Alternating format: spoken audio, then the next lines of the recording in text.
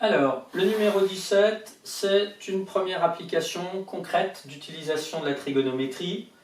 J'ai fait le schéma ici au brouillon pour pouvoir vous en parler plus rapidement, pas besoin de le faire dans l'exercice. D'abord, on va chercher la distance AC. Donc je peux très bien mettre un point d'interrogation, c'est plus visible sur ma figure au brouillon. Donc première chose, on n'oublie pas, on précise qu'on a un triangle rectangle, sinon on ne peut pas faire l'exercice.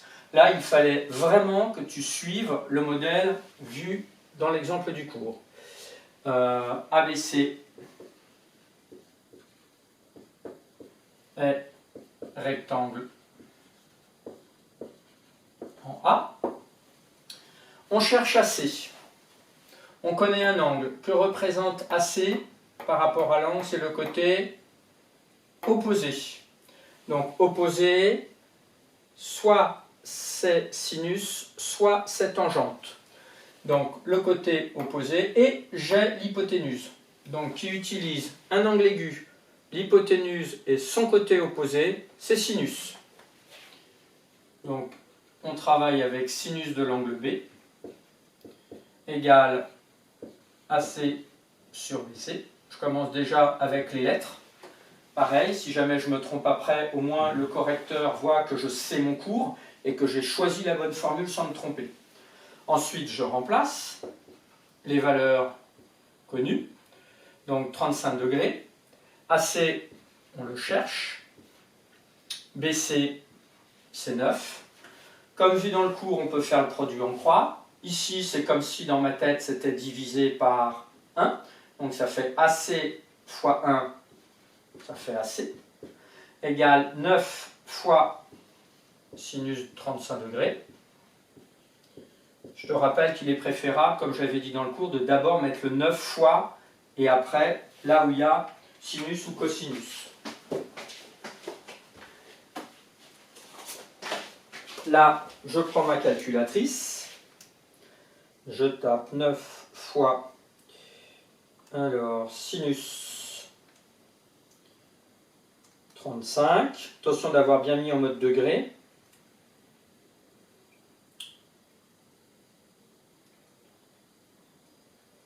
Voilà, moi ce n'est pas le cas sur ma calculatrice, donc je corrige.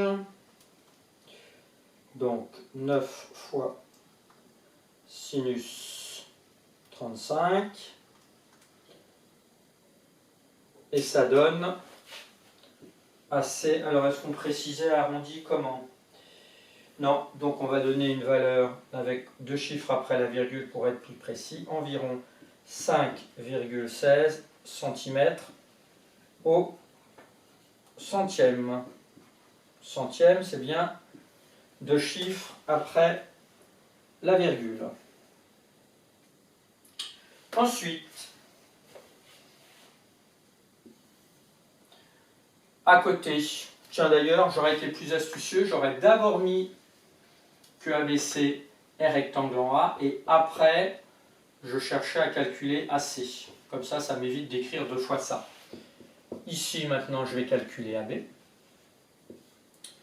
Alors, AB, c'est ici. C'est le côté adjacent à l'angle de 35 degrés. Je connais l'hypoténuse. Adjacent et hypoténuse, c'est le cos. Donc, je travaille cette fois-ci avec cos de l'angle B égale AB sur BC. Donc, ça fait cos 35 degrés. Après, c'est pareil. Égale AB, c'est ce que je cherche. Attention à l'emplacement des traits de fraction sur 9. Produit en croix. AB fois 1, AB. 9 fois cos 35 degrés. Je prends ma calculatrice. Donc 9 fois cos 35. Et on trouve environ 7,37 cm au... Tiens, on va le présenter, au lieu de dire au centième, on peut mettre aussi à 10 exposant moins 2 près. Ça veut dire bien 2 chiffres après la virgule. Autre manière de présenter un résultat. Une remarque. Il y en a peut-être parmi vous, quand ils ont trouvé là le 5,16, ils se sont dit, je connais deux côtés dans un triangle rectangle, je pourrais utiliser le théorème de Pythagore. Sur le principe, c'est tout à fait exact. C'est possible. Deux inconvénients. Premier inconvénient, 5,16 n'est pas une valeur exacte, c'est approché. Donc ça veut dire qu'en utilisant ceci, qui n'est pas tout à fait exact, ça risque ici, à ce moment-là, de donner une valeur encore plus imprécise que celle-ci. Donc premier inconvénient. Deuxième inconvénient, et ça on en parlait régulièrement en classe, si ici tu t'es trompé, alors à ce moment-là, tu vas te tromper aussi en utilisant Pythagore. Donc là, c'était la méthode la plus sûre. Si tu n'as pas fait comme ça, tu prends cette correction-là également.